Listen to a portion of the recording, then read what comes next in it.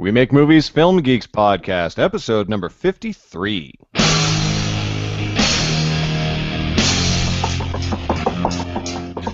Welcome to the We Make Movies podcast, making the world a better place, one film at a time. And now, here are your hosts, otherwise known as the director, the actress, and who the hell is that guy? Chad, Michelle, and Garrett. Hello, everyone, and welcome to another We Make Movies Film Geeks podcast, the podcast that's all about how to get your movie made, how to get it seen by other people, and how to get it awesome. I'm your host, Garrett Robinson. With me, as always, faithful co-hosts Chad Kukahiko with the crazy eyes and Michelle Lucadou with the beautiful eyes. How's it going, guys? Good. Hi. How's everybody going? Good. How's everybody going? That's not a thing that people say. Now It could be. You could start it. Yeah, it's a thing now. Everybody do Boom. it. It's a thing. It is now a thing, but excrement is not. Excrement. Saying excrement, I'm canceling that. Instead of excellent, canceling. It is hereby canceled. Thank you. It's going well so far, guys. We've already gotten into talking about excrement, and we're like a minute in. Boy, we do Film Geeks. not take long to become classy on this show. Yep. Mm-hmm. We start, as always, with community news. First bit, very exciting. We are back this Wednesday night at the Theater Asylum in Hollywood. Wednesday, 7:30 p.m., Theater Asylum in Hollywood on Santa Monica. We are having our writers' workshop where writers bring in scripts. They are read by cast, by actors within the group. Uh-oh, Chad has added Google effects. Uh-oh. Very exciting. And yeah, so that's happening. There we go. This has now become a thing, people. Beware. So that's going to be happening. Make sure to come by and join us. We have awesome hangout, and there will be, afterwards there will be a thing. I won't be able to stay late this week for the first time in a long time because I'm teaching. Oh boy. Wow. Because I'm teaching morning classes at my old high school all summer. So. In fact, I will not be staying late either. Oh. Because I start my new job teaching at Relativity on tomorrow at 9 a.m. Exciting. Good for you. Wow. Yeah, you can just call me Congrats. Professor Lucadoo. Well, you heard it here first, folks. There's no reason to come this Wednesday. Wait, I'll be there. We'll be there. We just won't be there late. Oh. We're probably better for everybody. All right. The next bit of community news: How We Make Movies was at Moviola this past week. Chad, do you want to talk about that? I couldn't make it. I actually was not there. Michelle, So I just. Yes, were you there? it went very well. Yay! The folks at Moviola are actually very, very, very kind and welcoming and wonderful. And yeah, apparently they're like editing our stuff too for us, which is awesome. And they gave away some T-shirts, and it was a party. And I believe they're going to be sort of live. Like, I don't know if they did it this past week, but they're going to be switching, like live switching, like they do a regular TV show, which I know Denny will love to be a part of because he has a lot of experience doing that, calling shows and stuff like that, and I know he's been trying to. But it'll be really fantastic when we can actually live stream. I don't know if Moviola has those capabilities, but Well, we've been talking about that for a long time, and I just noticed on my YouTube channels, both of them, that this is as far as I know, brand new, and it's definitely recent, is that they have opened up live events to, I guess, anybody. Because my channel had a new thing on the channel settings. Would you like to enable live events? And I was like, yes, this sounds fantastic. And it you're talking about YouTube? Yeah. We're already. This is a live event. No, like not a hangout. Like they have a program that you can now download to feed in a a camera signal, which I'm now working out how to figure out how to plug my camera in and do it. Yeah, so then we need to talk because I've been trying to get our workshops to do that so that we can take scripts from people all around the world. Yeah. That's amazing. You guys have been doing a writer workshop. Oh, we've been talking about that for years. So and I don't think it's exclusive. which I'll talk about later, but I just created a brand new YouTube channel for a new project that I'm doing, and it was like, would you like to be able to do live events? And I was like, yes, of course. I mean, I'm not doing any right now, but yeah. So we should talk after the show. Oh, for sure, for sure, for Yes. sure. Excellent. Last bit of community news, teasing the new site. That's got to be a Chad thing. That is absolutely a Chad thing, which is why I Chad likes to tried to tease. preempt you and jump in. We have Eric Altman and I, who's our lead developer, are playing around with a brand new theme for our site. We're working on it pretty intensely. I'm hoping by the end of tomorrow night sometime to have something up for just the board to look at and give notes and stuff like that. So I'm hoping within a couple of weeks we'll be given the go-ahead and we'll be able to go live with it. It's going to be a fully responsive site, meaning that it will work as well on your phone or on a tablet as it does on a regular computer. It will hopefully be a lot easier to navigate because that's one of the main things we're trying to fix is just the way that stuff is organized on the site so that it's easier to find stuff. And then after that, we have even more exciting stuff we're going to be rolling out. We're trying to partner with another site to take care of our portfolio site, Who Makes Movies.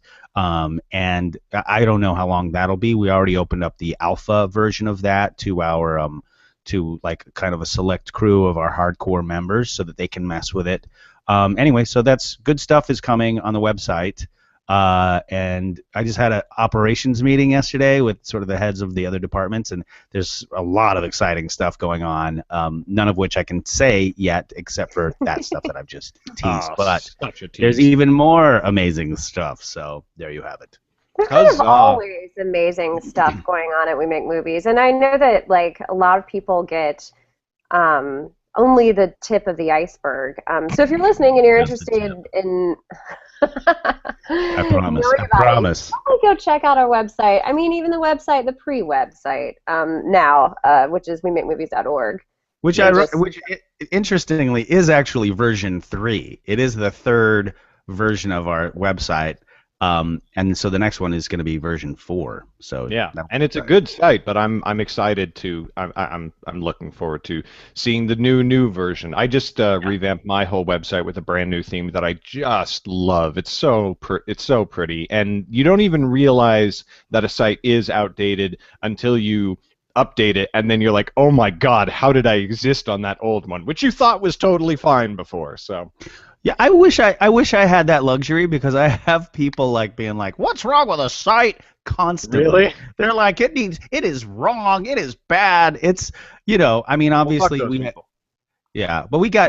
obviously have a bit more traffic than just a one-person site because we have so many people contributing to it. So we're constantly checking the analytics and making sure that it's more and more optimized for people. So my experience is the exact opposite, unfortunately. It's done. Well, I mean, I understand if you're upset about the website not being organized. So I would personally like to offer anyone who is upset with the website or the way the website looks, I'd like to give you your money back. We actually. Oh wait. That's our favorite saying. But this version is the first one that we're actually developing in an actual way. I mean, we're collective, so we just kind of do whatever the hell we feel like. But we're starting more and more to act like an actual company that actually does things for money and stuff. And so this is the first time, that we are actually developing it like a normal website would be developed using an actual person who fields all the ridiculous notes and stuff like that. So it's going to be good. We're excited about it. You should be too. Well, that's fantastic. Let's break into the general news items, and Chad, looks like you're up first. Yes. Okay. So this is a little bit sober, but it's high time coming. Within the past, back in February, there was a really awful tragedy happened in Georgia on the set of the Allman Brothers Midnight Rider biopic, and a Georgia grand jury just on this past Thursday indicted the producers and the director of that biopic. in connection with the death of Sarah Jones, who was an AC on the film, who was hit by a train because they had basically they were jumping.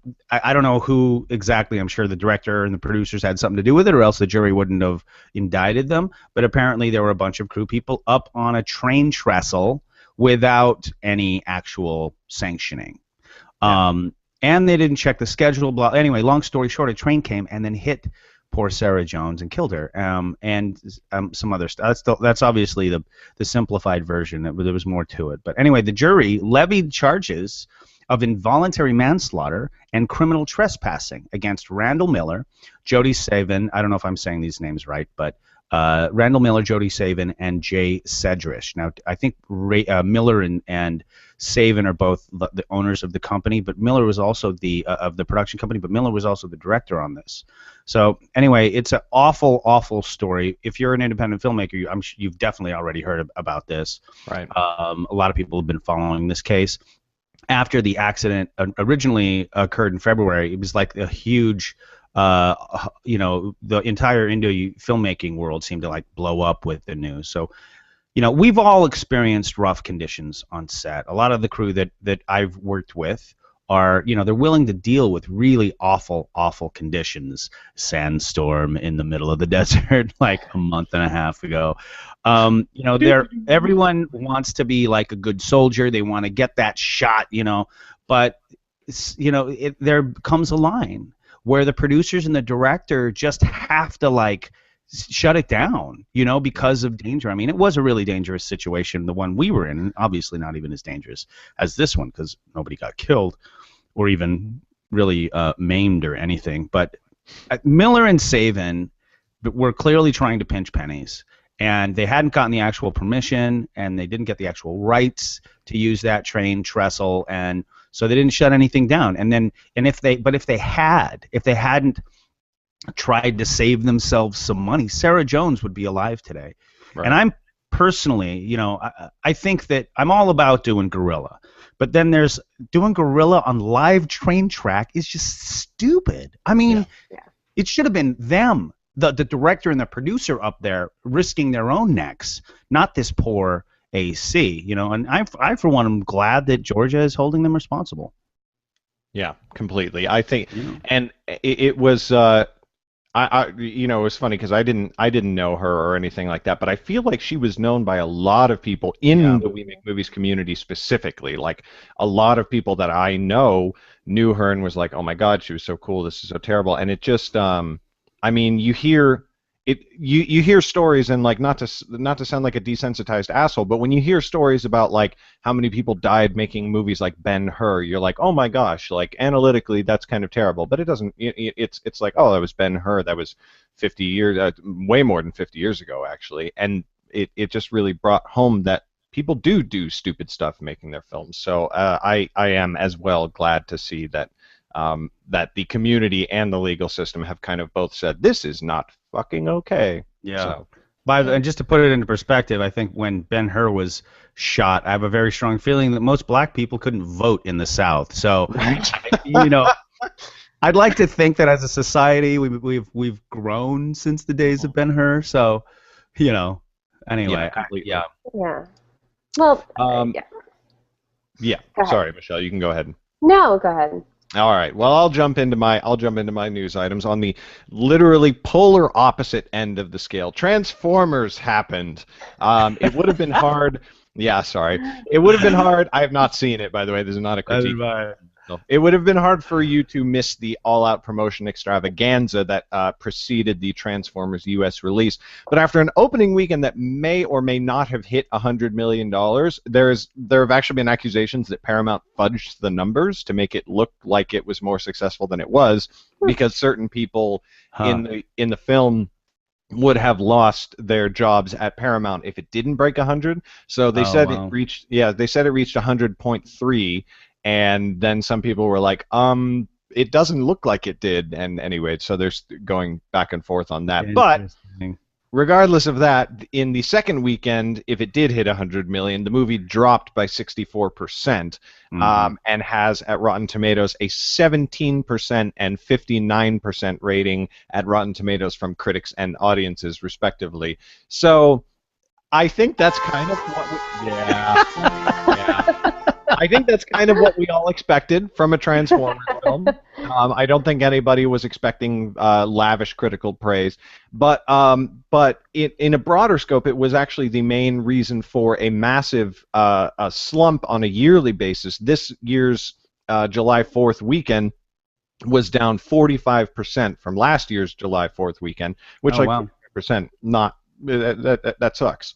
But what's funny is that I don't remember last year having big box office smashers either. At the time, last year was the biggest film was the second week of Despicable Me 2, and the only other film that was notable that weekend was The Lone Ranger, which of course was a huge major flop. So those two films.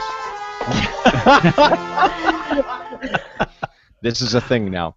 Goodness. If we are 45% down from those 2 years, then that doesn't exactly spell out good things for a July 4th weekend. However, to fans of the franchise, all two of you, you will be very pleased to hear that Transformers may hit close to $1 billion on overseas sales. In China alone, it has already neared 300 million in sales. So what? Yeah, so Holy you're quite cow. likely to get another installment in the series. Wow. Also, we hate you. So that's Transformers, everybody. Things I will never see. God Yeah. damn, why? I will see it. I will have to see it. No, God, don't. I will have please. to. I'm not No. not necessarily in the theaters. I'm not gonna want to, Not necessarily. Oh God.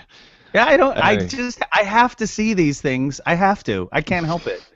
I can't will help it. It's like a say that- I will disease. say that I've said it before that I learn more from bad film than I do Yeah. good film. Yes. Good film, I get caught up in the story and I get excited about it. Bad film, I'm like, ooh, that's bad. Ooh, that's awful. Yeah. Ooh, she needs to change that.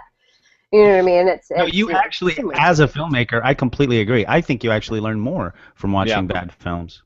No, it's definitely true. It's And definitely that's exactly why I'm going to end up seeing this film, he said, in a So completely speaking of unconvincing good manner. film versus Yeah, that and bad before film.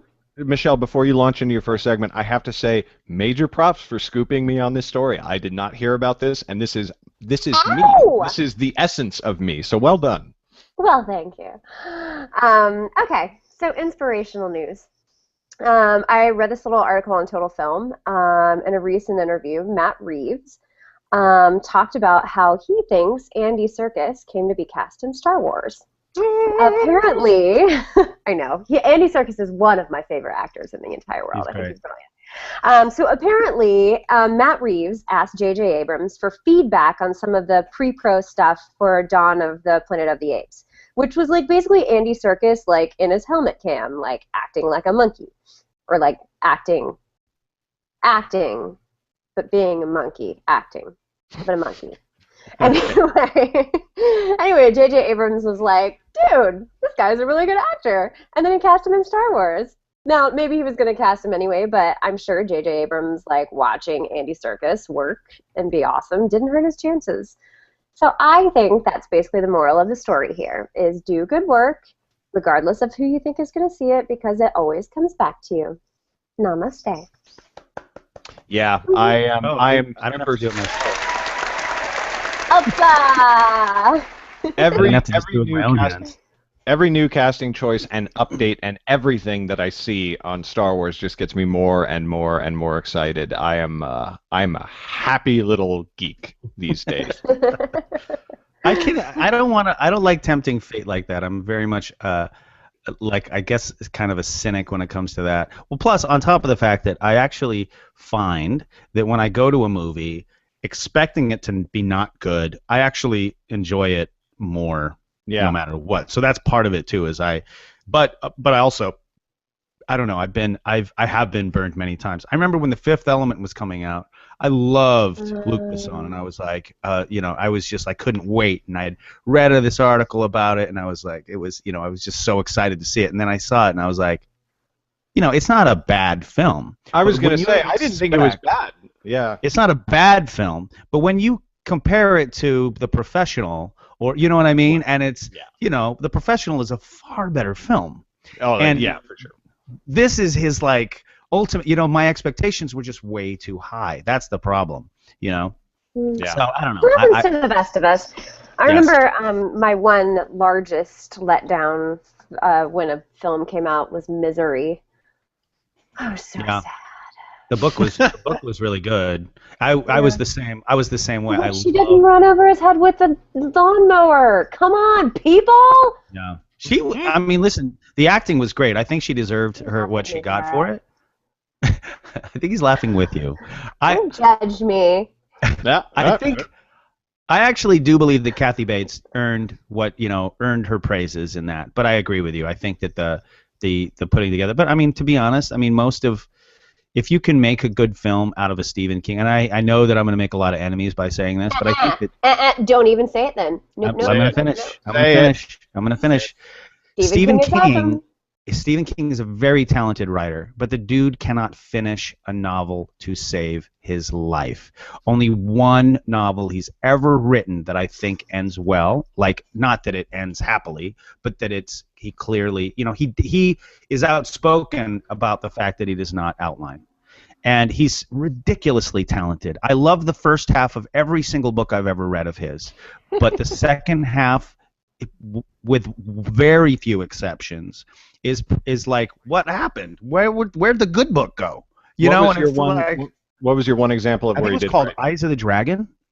Very short story. It was really cool. And his short stories, I read and reread his short stories. They're amazing. Mm-hmm. But he should just stick with short form, because I think that The Shining is the only really excellent film, and it is an excellent film. And he hated it.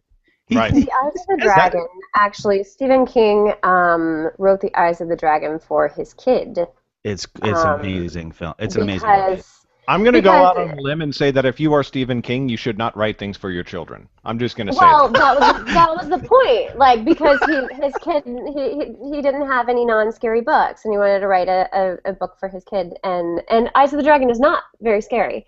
It is kind of scary. I mean, oh my God, it's not from a kid's point of view. No, you got to read it. From a kid's point of view, but it's scary. It's not like nobody's running over anybody's head with a lawnmower. It's interesting. Great. I've had a friend of mine who's a indie writer talk about Stephen King, where basically anytime that people really, really like a Stephen King film adaptation, such as The Shining, or a lot of people like Carrie. I don't know if you were a fan, Chad. That's film. All right. Okay. Yeah. But where his films have been adapted and people are like, oh, this is awesome. Stephen King has nothing to do with the production. Yes, but right. On all the ones where they're like, well, this film sucks, he is an executive producer or a writing consultant or a story consultant, because he is a really good writer. Yeah, because he's a really good writer, but just not a filmmaker, which is like, right. I think that's important to make that distinction. It's absolutely important. Yeah, John Green in The Fault in Our Stars had no creative say on the film, and he said over and over and over again on his vlog, and that was the correct decision, because I write books, I do not make movies, I don't know how that works. Good for him. See, I wish more people knew that. I mean, it took at least David Mamet, he ruined a lot of his early movies, but at least he kept trying, and he got better and better, and I feel like by the time he got to Red Belt, he's actually a decent filmmaker. Yeah. But some of his early movies, ouch. I'm trying to break that, because I am writing books to turn them into movies one day. So we'll see after I make my first feature. But you started as a filmmaker. Yeah. You started as a filmmaker, and you're making films all along the way. So believe me, maybe it's the reverse, where people are like, wow, reading the book and like, Gary, you should really just stick to working behind the camera. Valentina V chimed in and said checking in. So hi, Valentina V. Oh, we should probably inform, if there's anybody watching this for the first time, you can comment on the YouTube channel. We will see it, and as you can just see, we will respond to it and show your comment. Yes. Or you can just ask us to do funny things, like eat 17 cherries at once or do an interpretive dance. And Michelle will be happy to oblige. We digress. We should carry on, gentlemen. Yes, carry on. Okay. So here's something really interesting. The Weinstein Company is looking to spin off its extremely new television division, which it only started about 7 months ago, into a separate company. Now, the reasons for a move like this, they're obviously potentially numerous. One could be that it's not performing as well as they anticipated, so they're trying to sort of offload it. But it's also entirely possible that they're making more money than they expected to, or they see even more opportunity appearing, and they want to capitalize on that. And in fact, according to the Chicago Tribune, people briefed on the TWC's plan say that TWC, the Weinstein Company, is looking to fund a major expansion, which could include one or more television channels.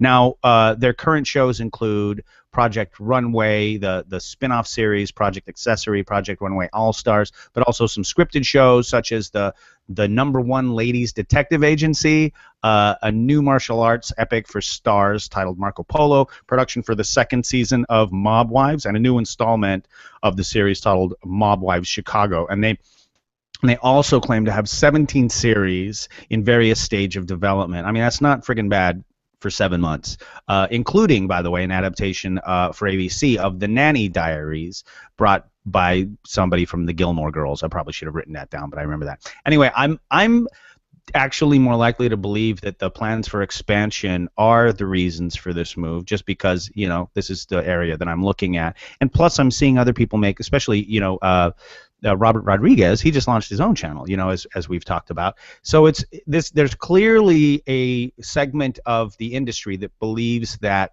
new channels are going to be a profitable thing. And apparently Weinstein Company, who are really pretty smart, you know, they funded Rudius Media, which, by the way, I'd love to, I'll look into them and follow up on their progress maybe next week or sometime over the next couple of weeks. They're obviously, the Weinstein brothers are pretty smart, so they clearly see opportunity. You know, when they see it, they go for it. So I'm interested to see what's going to happen. The one thing that is odd to me, though, is the same thing that I expressed when we talked about Robert Rodriguez's new channel, is that I'm, you know, like the new channel concept.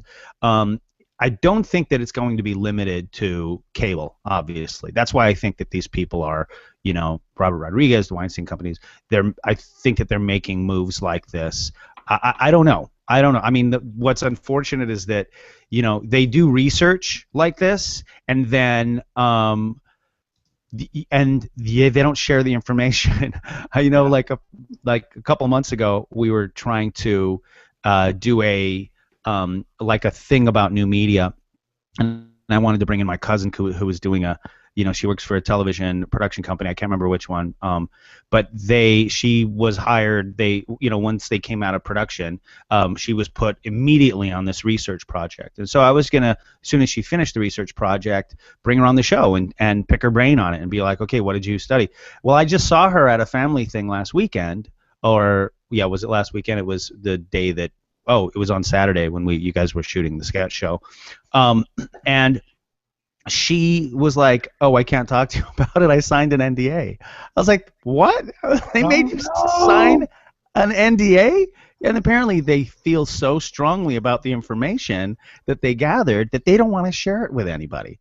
They don't, you know what I mean? And that was just, yeah, it's really interesting to me because I think, you know, I work in advertising, and advertising companies are constantly doing research and then releasing it to the whole world for free, so that everyone can see how smart they are and how good they are at you know, if you're a brand, figuring out what your brand needs, what your audience needs. I guess for, you know, these TV production companies, it's a different can of worms. They think that, I don't know exactly what's going on. I wish she would talk to me about it. Obviously she can't, but it's like, it's intriguing, and I'm sure whatever research they have, probably Robert Rodriguez people have, or the people that helped him start that thing, probably TWC has this too.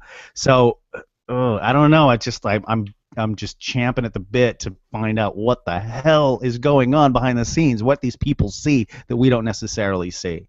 I will say one thing that is one thing that annoys me about institutions is the air they try to create of mystique and mystery and we know everything and it's so hard to do what we do. I mean, it's hard enough to make a freaking movie without having these people making it seem like it's impossible and they are gods for being able to do one. It's like, But they're not telling people about this. I only knew about the research thing because my cousin was the one doing it, and I talked to her at a party about it. You know, that's the only. They're not like it's. I completely agree with you, but I don't know if this is a case of that. Do you see what I'm saying? They're not announcing this. They're just doing it on their own secretly and not telling. You know what I mean? So I don't. I don't know if this is a mystique thing so much as like, oh my God, we got some really amazing information. Don't tell anybody because other people are gonna act on it, and we want to be the first. That's what I think this is. yeah, yeah, no, and I think you're right, but I think it plays into the same dynamic because and this is just me personally. This is not, I'm like maybe big studio executives who make, cocaine and hookers money like would totally disagree and say I'm an idiot, but it's like I would rather release the information, see somebody else do really well with it, and hire that person. Because just because I have the information and nobody else does, doesn't mean that I'm automatically the best person to figure out how to use that information. Yeah. And I think that, anyway, that's a very without the information, out there business concept. One quick. I said without the actual information, it's hard to know. Right. Like for instance, Starbucks decided, and super quick side note, Valentina V said that the Gilmore Girls person who brought that show, the Weinstein Company, is Amy Sherman Palladino. So, yay! There you have it. Thank you, Valentina. But what I was saying was that if you like what Starbucks did when they started, everyone bitches about how the fact that they're everywhere, they're like they're crushing these mom and pop shops, and I'm not saying that's not true, right. But I was listening to this thing on NPR. About, and they were talking to somebody from Starbucks, and they were saying that the reason they were trying to expand so quickly is they saw this need, and that what they sell is, first of all, it's not coffee. What they sell is space. Right. They sell a space for you to go hang out, and that's what they sell, and they know that. That's what they sell. And so they were in such a rush to blow up because they saw this need, and they thought other people could see this need too, and so they were trying to capitalize on it before the market got completely, filled. So they filled it up first. So that's the kind of thing too. That's another argument for keeping quiet about something, is because you want to capitalize on it before other people. It's like the gold rush. It's basically the gold rush mentality. But what that means is there's gold. Maybe. You know what I'm saying? Or at least I think. Well, people seem to believe there's gold. Interestingly enough, I did just read well, yeah, sure. But I think it's also about being a company that is consistently changing with the times and taking the guess at what the times is going to be in the future. And that's also why Starbucks is so successful, is that they continually keep morphing their company. If they just sold coffee and space, they would not be as successful as they are. Now they sell coffee and frappuccinos and space and music, and they have an app, and and everything that they come out with is and hand jobs. Oh wait. No, that's just the one I go to. Sorry. Can you tell me where that Starbucks is? I would like to put that in my address book. It's a drive-through. Let's kick it. Let's kick swiftly onward. I went to see How to Train Your Dragon 2 this weekend, and I took all 3 kids. Big mistake. Oh, not the movie. The movie was great. Bringing the kids was a huge mistake. But aside from having to chase my 2-year-old son around the entire theater for the first half of the movie, and then hold him in my arms for the entire second half of the movie, which I lost a lot of blood circulation and my fingers might have gangrene. But other than that, I really, really enjoyed the film. It was same world, same characters, more evolved and complex story, and it just got me thinking, animated films are one of the last genres where I can almost always count on enjoying them, exceptions like the Lorax notwithstanding. And I compare it to the fact that I really, really enjoy most young adult books, exceptions like Divergent notwithstanding. And I think this is my personal opinion. Sorry? City Bones? City Bones. Haven't read it. I've heard a lot about it. Terrible? I couldn't get through it. Oh, God. But when a young adult Uh-oh. book is exceptionally popular, such as I really enjoyed the entire Hunger Games trilogy, Oh and yeah, amazing. I really enjoyed The Fault in Our Stars, and pretty much anything John Green has written. Oh, speaking of which, Valentina V chimed in on, we were talking about him earlier, and she said John Green is going to have more of a creative say in the Paper Towns adaptation. Same with Veronica Roth and the Divergent sequel. And actually, Veronica Roth was a producer on Divergent, yeah. And but but John Green is going to be an executive producer on Paper Towns, which I'm actually very nervous about. Because I liked his attitude. I liked his opinion of, you know what, I don't know a whole lot about filmmaking, so I'm going to let them do that. And I liked the film, so I'm like, let But it executive be. producer can mean anything. It can mean It just can. the Yeah. money and watching it happen. Absolutely. It can I also mean, he's mean, not directing. yeah, no, it can also mean that he could Meddling. try and, yeah, it could mean Yeah. so we don't know Yeah, it yet. could mean either. I'm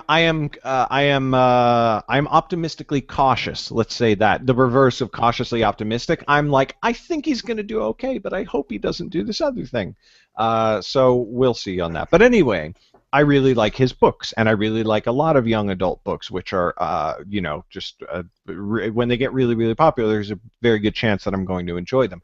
And I think that these studios or publishing houses know that because animated films and young adult books can be read by the entire movie population or reading population, not just adults, they know that if they make them really, really good, they'll make a metric crap ton of money, much more so than they would on even the best Tarantino movie, because Tarantino is always a hard R, and for that reason, you're just limiting your audience. So it seems like, and if you Metric look, crap time?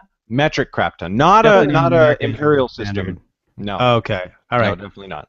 As So you they were.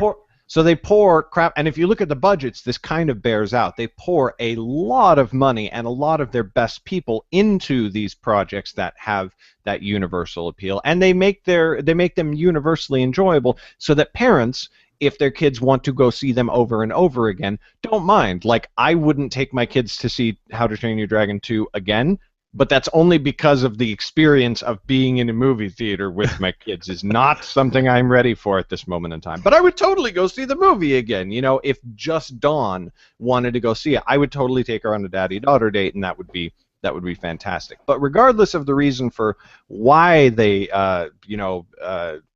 tend to make these movies so fantastic, I would highly recommend How to Train Your Dragon 2. It's enjoyable, lots of really exhilarating action, but one thing that I also really, really liked about it was that the gender dynamics were fantastic, anti-stereotypical, which is a nice change from the first one, which I felt was very stereotypical in a lot of regards. And this one just kind of throws a lot of standard conventions on its head, and I think you would highly enjoy it, all of you, with or without kids.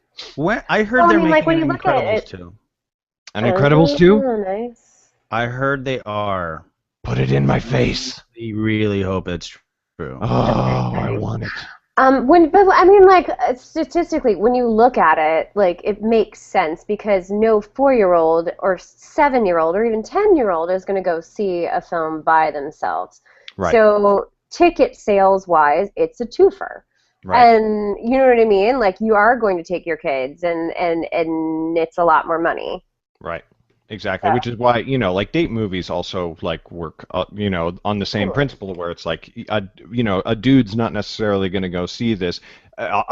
Generally speaking, I'm not trying to stereotype, but guys will definitely go take girls on dates and whatever. And I think that mentality is kind of fading away, but it still holds true. If you can get 2 people, it's obviously better than 1. Right, and if you how many you got, like, a shit ton of kids? How many kids did you take to the movie, Garrett? Right? Well, 3, but only tickets for 2. Yeah. Oh, yeah. So there's 4 right there. Right. So and my wife. Yeah. So. Anyway. According to Variety, Incredibles 2 3 months ago was given a green light. I mean, at least. I enjoy The Incredibles. I don't really care too much about that kind of thing. You guys know I don't really care if it doesn't blow up. But I'm very excited to see Lucy. I love Yay! the movie. I saw the movie 3 times the first week it was in the theater. I loved it so much, I kept going back. That's a fantastic segue, by the way, Michelle. Oppa! I know, right? Thank you. So, okay, speaking of Lucy, Scarlett Johansson, I'm a little disappointed in her. I don't know how I feel about this, but okay. There's this French novelist, Grégoire Delacour, who wrote a book called La première chose qu'on regarde. The first thing you, which means the first thing you look at. Don't laugh at my French. I'm minored in it in college. I wouldn't know to not laugh at it. Which includes a character, Scarlett Johansson, in the book, who walks into a garage in northern France, and a young mechanic named Arthur Dreyfus, who has never had much success with women, is smitten with her. Right? That's not so bad. Delacour says that this is intended to be a mildly amusing scene in his new novel, and the Johansson character actually turns out to be a French model who's a Johansson lookalike, so it's not really her anyway, who she spends the book lamenting that men only see her as a sex object. Whatever. She's not really actually Scarlett Johansson, but he did use her name. So it was totally meant to be fiction and deliberate, and the author says it's meant to be flattering. Now, see, I would have been like, wow, cool, you wrote a book about me, and you said that I was, pretty, right? Johansson, no, she's kind of being a bitch about it. She sued the guy, and she won. I mean, well, kind of. The court threw out her argument that the book sold, over 100,000 copies, and has been translated into, several thousand languages. Wow, that author must have made, $2,000. Oh, traditional publishing slam! All right, sorry, I got off my high horse. Amazing. We don't necessarily know. Anyway, they threw out her argument. Her argument was that they fraudulently fraudulently exploited her name, her image, and her celebrity. And she said it should not be translated or made into a film as planned. So they threw out her argument, which is awesome. So I'm guessing there will be a film now because it's all up on the news. So when you say she won the court case, she didn't win at all. She did. She won some money. Okay. But she won some stuff, and then he won some stuff. So she had to pay him. I mean, he had to pay her, but not very much, 5,000 euros or something. Anyway, I read the stuff this guy said, and it's kind of sweet. He depicted her as an icon of feminine beauty. I would have taken it as a compliment, right? Yeah. I don't know. I think she's kind of being a little bit of a bitch. Yeah, this is a shame. I mean, litigiousness like that, it just screws your brand. I mean, and 9 times out of 10, it's some lawyer that says, "Hey, we got a case, we could win something," and then they come, but you have to okay it if you're Scarlett Johansson. I mean, it's a mistake, and it's a shame. It's a damn shame. Yeah, I kind of wonder what goes on, and it's impossible to know without being right in the situation whether it ever even really did. How it was presented to her, what she knows about the book or doesn't or whatever, but in any case, she should have been more translated into English. So unless she reads French, she hasn't read the fucking book. Exactly. So unless, and maybe she did, or maybe somebody gave her a translation, and maybe that was an accurate translation, or maybe it wasn't. It's hard to know, but in any case, you need to be really aware before you launch into a lawsuit with somebody what you're actually doing. She made $5,000 off of this, but I guarantee you, whoever runs her publicity is big mistake. To fix this is going to cost so much more than 5,000 euros. Totally. And why? Well, and I mean, I as far as I've seen, she doesn't have the best reputation for being the most agreeable person in the world. Anyway. That's a very qualified statement, Michelle. Well done. That's pure qualification. But still. Scrape away. Did you actually just say anything? I don't know. I said nothing. One quick note from Valentina back to How to Train Your Dragon 2. She absolutely loved How to Train Your Dragon 2. highly recommended it, and loves the fact that it's dubbed. Animated films are dubbed into every language, etc. Thank you, Valentina. I concur. I think that's smart.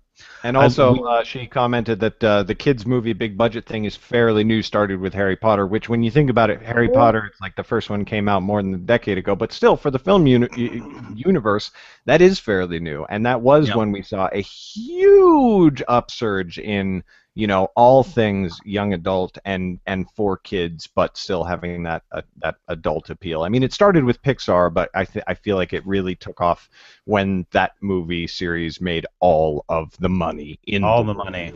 All the money. So. A friend of mine works on animated films, and it's hilarious. She'll like disappear for like 3 years. They take such a long time to make. Some have made they've taken like 5 years to make. They can take so much time. But Tangled took like 4 years, and I think it holds the record for the biggest film budget ever. Oh wow, really? Insane. Yeah. Wow. They had a lot of production problems. Yeah. I'm gonna move into our main topics if that's okay with y'all. Yeah. Wow. I just looked at the time. I think we're running a little long as a show overall. But here's my main topic, and talk about sort of qualifiers. The sad truth is this is going to be super general, but I hope you'll get the point anyway. It seems to me that the ability for certain filmmakers for shooting themselves in the foot, it just knows no bounds. I don't understand if it's ego or ignorance or some concept of this dog eat dog world, but that causes people to bite the hand that feeds constantly. But it just seems that these people who are shooting themselves in the foot should see that that's what they're doing, and it's really not helping them. You cannot make movies all by yourself. I mean, yes, you can vlog and stuff like that, but you can't have, multiple characters on screen together experiencing conflict, which is, I think sort of the base what a film is. That's what a film is. So if you want to be a vlogger, that's cool. You can go off and you can do that by yourself. That's great. But if you want to be a filmmaker, you need to be able to work with people. And you need to know what it is that the other person that you're working with wants or needs and why they're working with you in the first friggin' place. And if you are independently wealthy, of course, you can do basically whatever you want. You can just afford to pay everybody exorbitantly. You're always going to be able to get somebody to work with you. But even then, if you care about developing actual sort of creative partnerships that grow and mature over time from film to film, you still have to treat people with at least a base level of decency that will bring them back enough times for you to develop that sort of creative partnership. And I don't know why I'm constantly finding myself returning to this topic all the time, except that people keep doing it. I just feel that and it's not just people in our community. I mean, obviously what happened with the Allman Brothers thing, that is obviously the worst case scenario where somebody dies. But there are so many different levels, and there are tons of people in our community, and again, as usual, I can't mention names, but it's just, I think it's just insane that that people, I mean, this sort of past 2-3 weeks, maybe 4 weeks, I've heard of at least 6 incidences where members of our community have completely shot themselves in the foot, and for no reason whatsoever, except maybe ego, maybe this dog-eat-dog mentality. And there have been, to be fair, a couple of redemption stories. There was one instance where me and Sam made it clear to this person what he was doing, and he was extremely apologetic, and I think that that's great. That's fantastic. You're gonna make a mistake sometimes, but unfortunately that is the exception. It is not the rule. More often than not, I've seen people, I mean, what if we had like a Film Geeks commandments, or just filmmaker commandments, Ooh, I like that. You guys, one commandment. One. That's all you need. Don't be a dick. Up top, high five. Bam.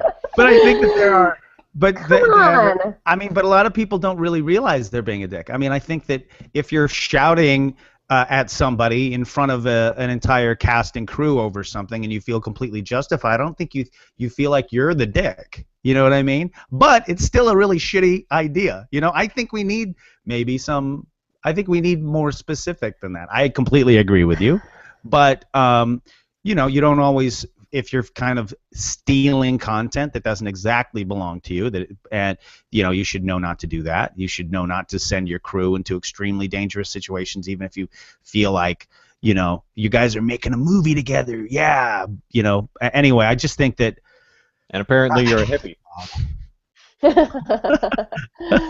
I agree, but like, and I mean, going back to the Andy Serkis thing, you know what I mean? Do good work.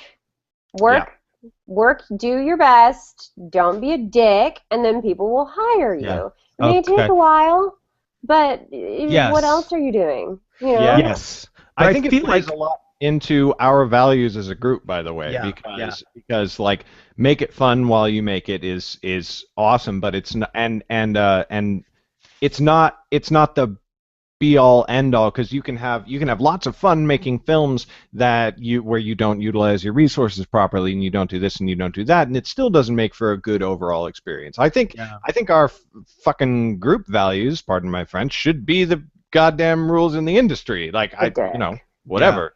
Yeah. So. I think that, thankfully, I think that this town is getting nicer. It's getting. I think so too. Your image went away for some reason, for me at least. But anyway. No, Garrett's. But I think that this town is getting better. I just wish that, because obviously the members in our community, I want to really do well. I want them all to do well, even if I have, you know, a little scuffle with somebody in the halls of YouTube one day. I'm over it the next day. And if you're a member of our community, I value you. I do. Yeah. I do. I don't take it for granted. I don't think that you're not. You know, I don't think that you're not an important member, even if I think you do something that's messing up. I care. I actually want you to stop doing it, not because I want you to stop doing it, because I want you to see that you're shooting yourself in the foot. I mean, God, I wish I could be specific. I wish I could call out these specific instances, but I just don't want to embarrass anybody or whatever. But like, just the one thing that I do want to say is that, you know, if I have talked to you sternly about anything that you've done, I want you to understand that I'm only doing it because what you've done is unintentionally damaging to the community as a whole. And that's the only reason. It doesn't mean that I think you're an evil person, you need to leave, we make movies. That's ridiculous. I'm you know, I'm a mature person. I can see that we're nuanced people. But don't, please don't then shoot me off an email and CC, you know, 12, 13, 14 other people, and then make a fool out of yourself, you know, defending yourself in a really sort of mean-spirited way. Read my email again, and you will see that I was very, very, very, you know, you're just making yourself look stupid. And I'm not mad at you. And if you're watching this and you know who I'm talking to, and you're still not talking to me at the workshops or whatever, it's silly. It's just silly. I'm only here to help you. Let it go. Valentina had a really interesting thing to say. There was a really good article about this. Valentina, it's you.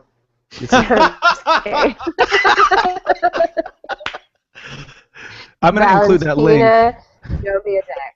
We'll try to remember to add that link in the description. I will forget, but Chad probably won't. I will try not to, at least.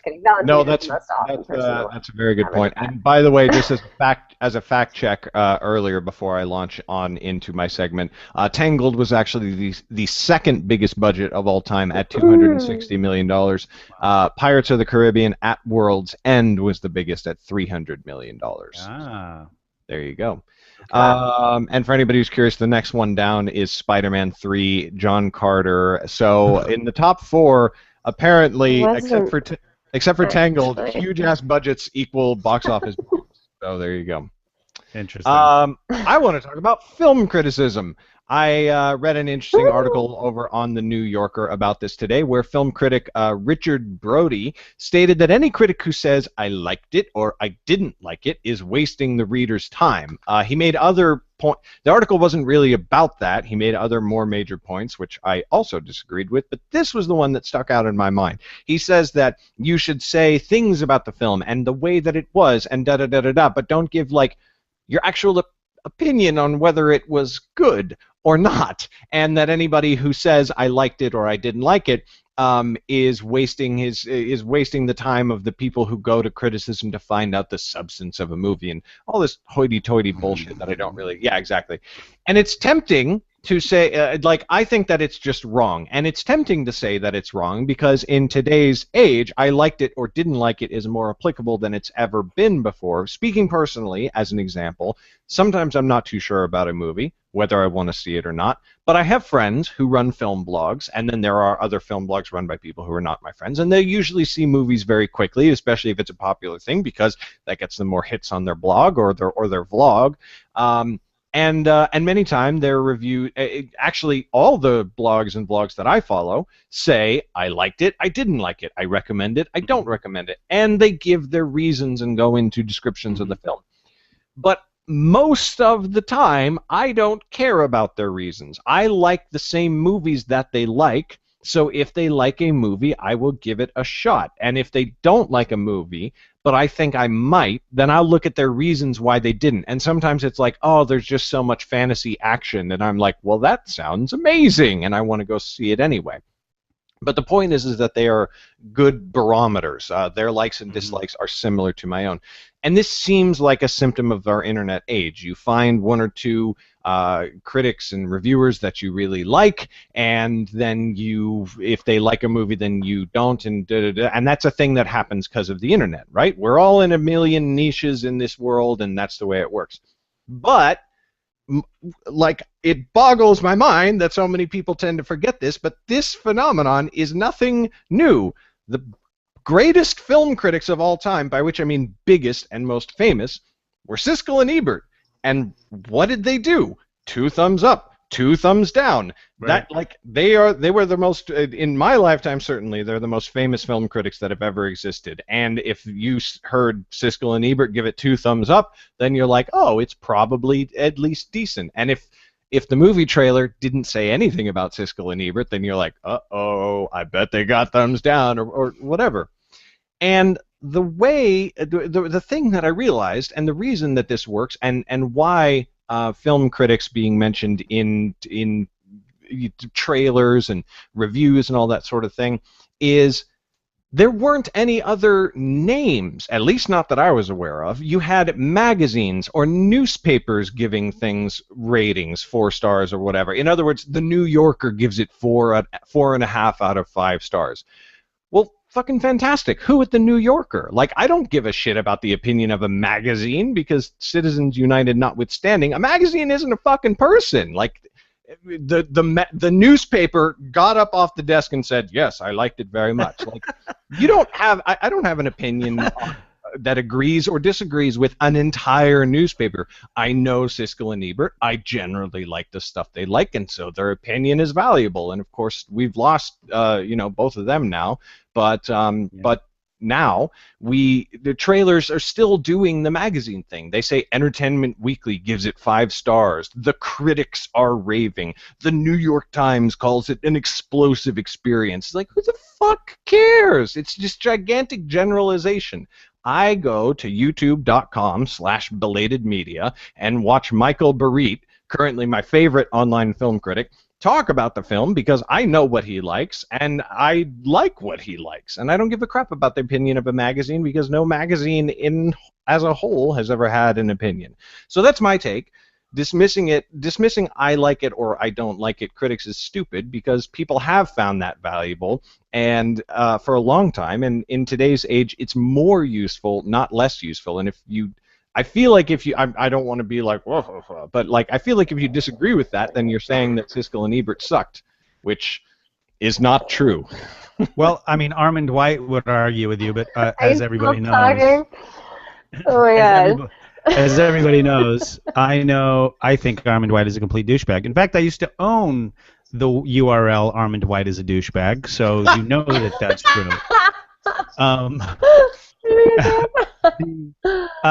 I think that criticism to, critical analysis of critical analysis is so fucking meta. You know what I mean? It's like, why bother? I just think that by and large, I agree with you 100%, by the way. I think that, Roger Ebert was kind of the penultimate critic, because he was the critic for the people.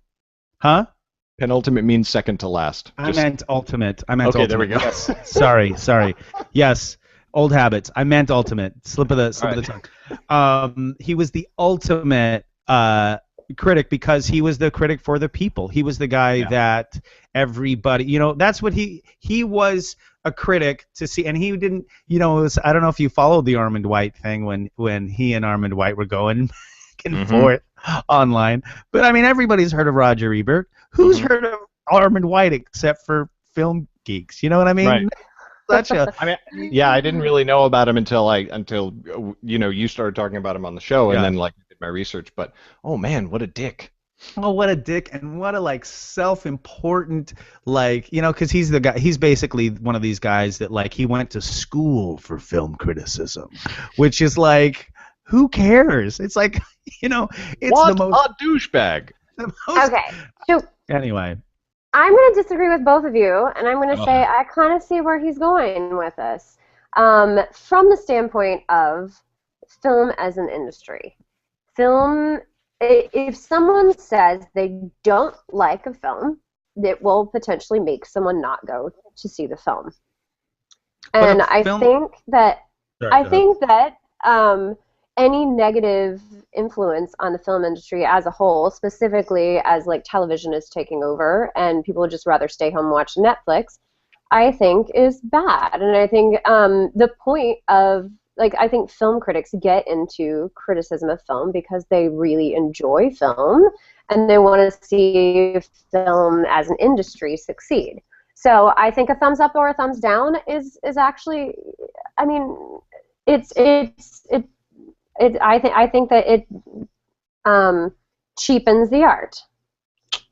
Well, I mean, you can like it or you can not like it, but I mean, if you're a critic on a blog or for a magazine that is specifically tailored to other filmmakers, I would agree with you. The unfortunate truth is that the vast majority of film critics are out there talking to the public, and I think that for the general public,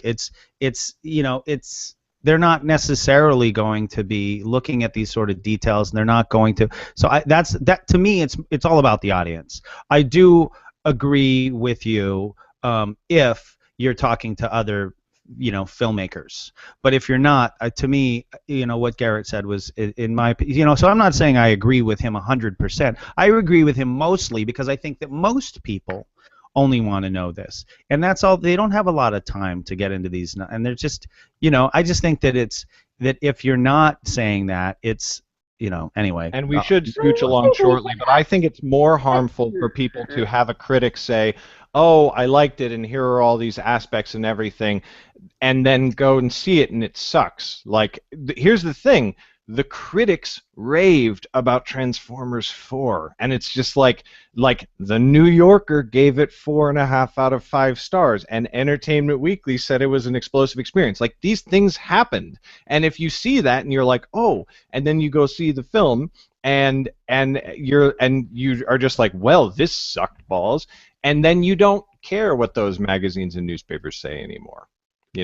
It invalidates them. So potentially we need to retrain the public as to how to see art. I mean, you don't go to the Guggenheim and the Kandinsky.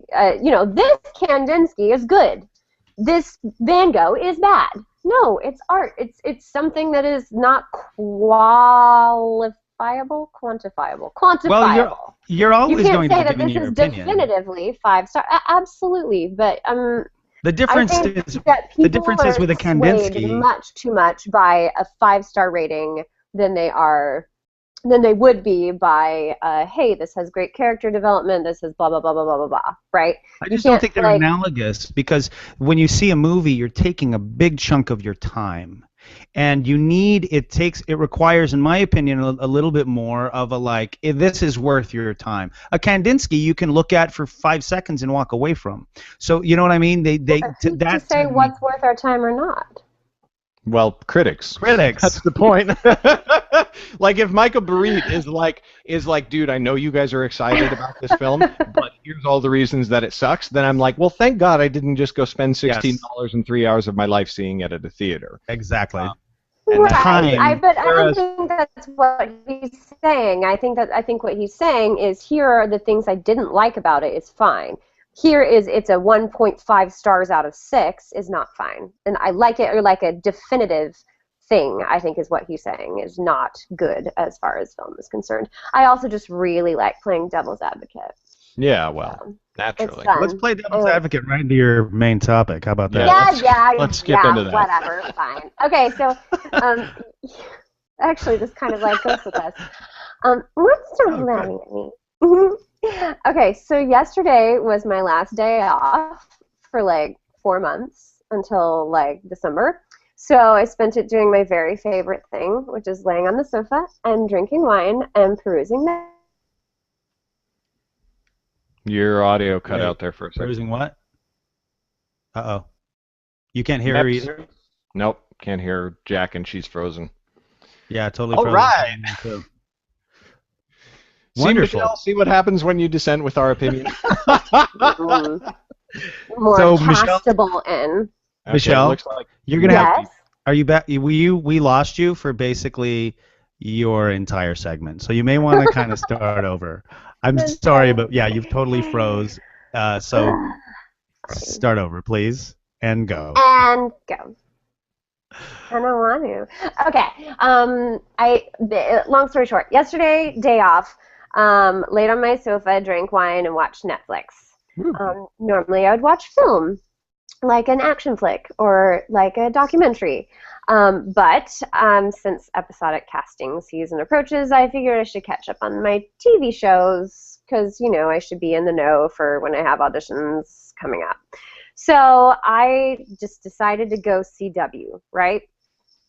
I only plan to watch an episode of Heart of Dixie and an episode of Arrow and an episode of Witches of East End, just to check in, like, what are the guest stars looking like? Is somebody's sister getting, you know, coming into the plot, whatever. So then I binge watched like 10 episodes in a row of CW, rather than watching a film. I disapprove. I know. It sucks. It just sounds masochistic.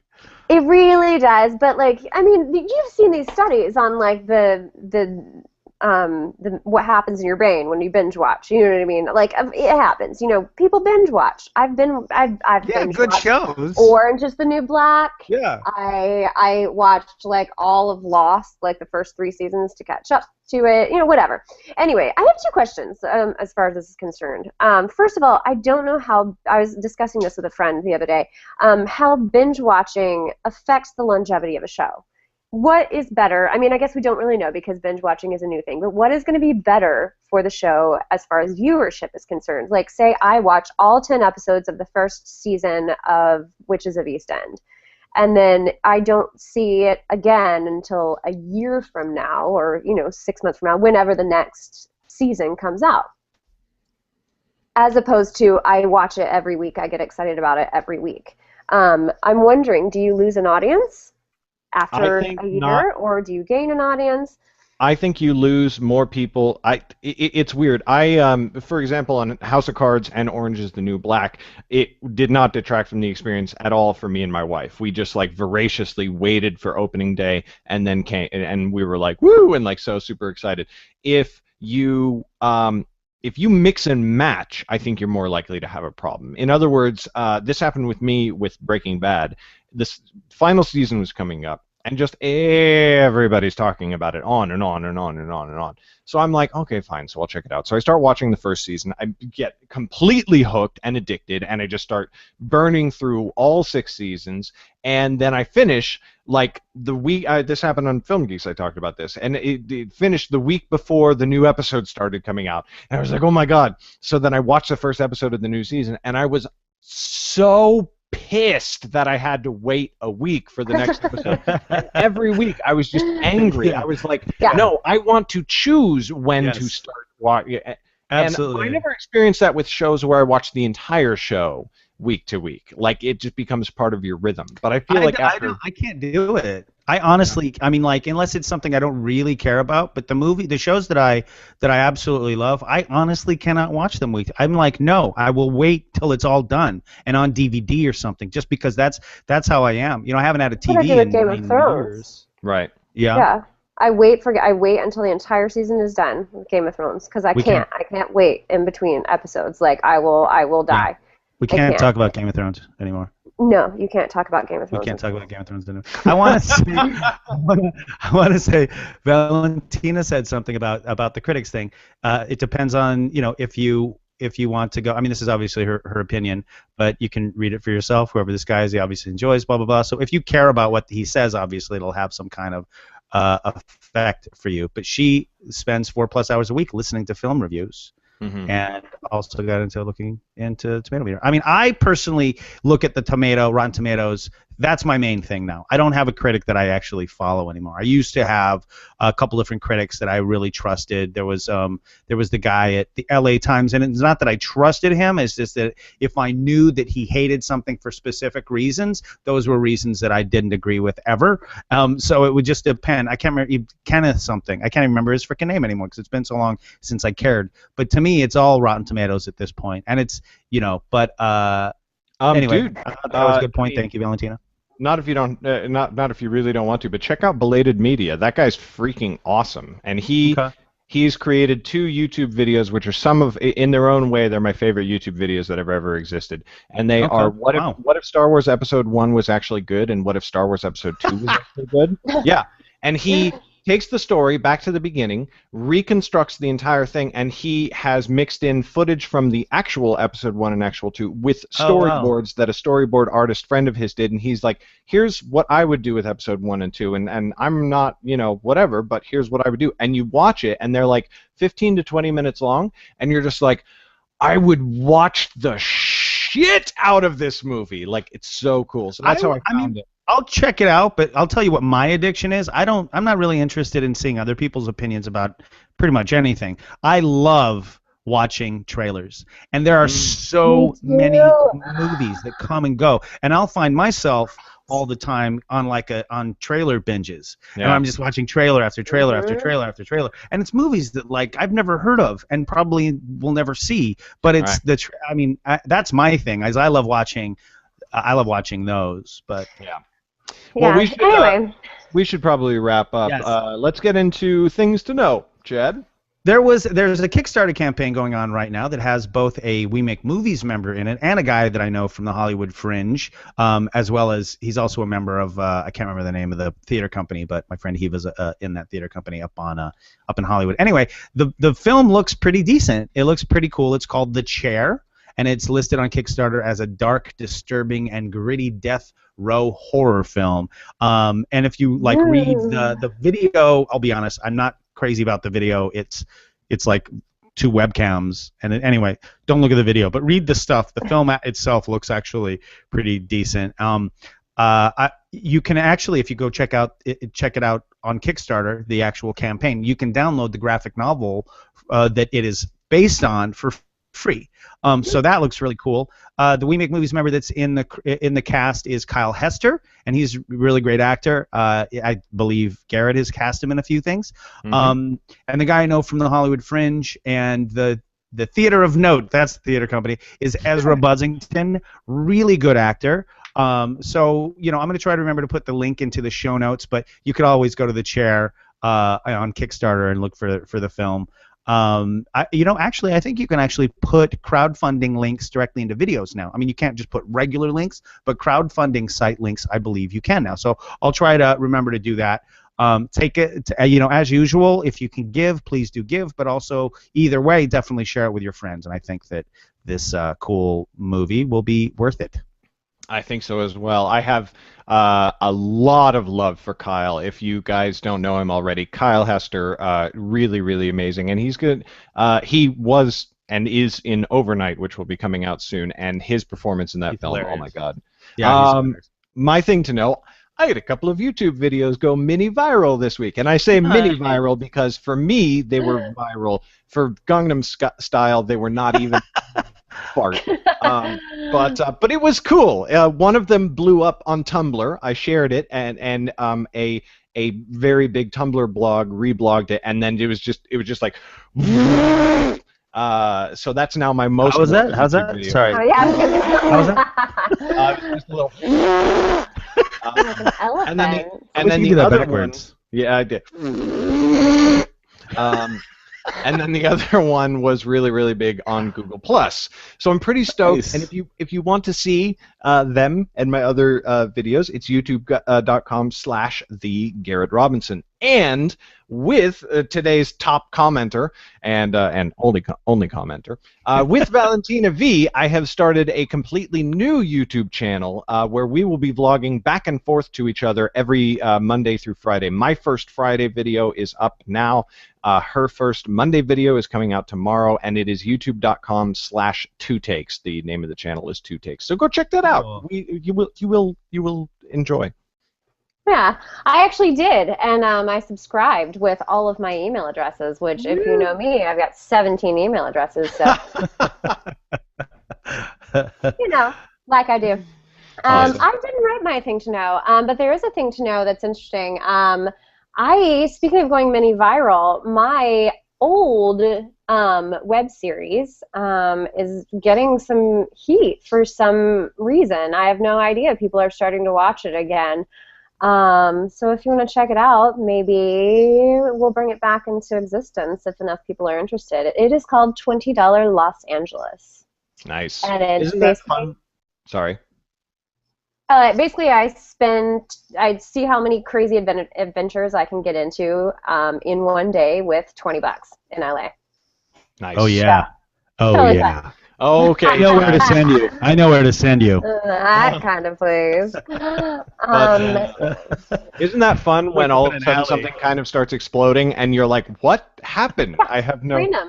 Randomly hit 4,500 views Nice. on one of my. I was like, who? What? Who? What? I don't was know. lucky on my two that I could see the Tumblr and Google Plus thing happening, but on my books a couple of months ago, all of a sudden Realm Keepers just started exploding in the UK. No idea why. Never been to the UK. Didn't do any marketing in the UK. I have. It's I weird. will. I have a Google alert on one of the websites that I built, and it's.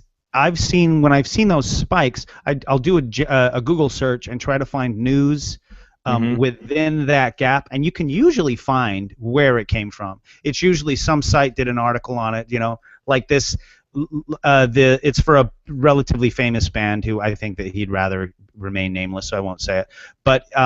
But whenever he blows up, I'll be able to track it to the Chicago Sun-Times did an article on him or this.